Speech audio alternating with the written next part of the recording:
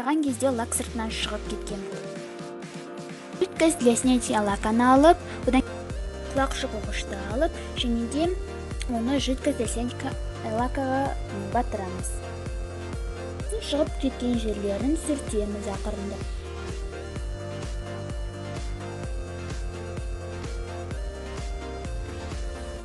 Егер сіз түзу домалақ саламасаңыз, онда сізге көмекке спиннер келеді. Қарындашты спиннердің бір тесігіне салып, және де бірнеге домалақ сызамыз. Наушниктерлеріңіз байлана бере, жолы наушникті орап,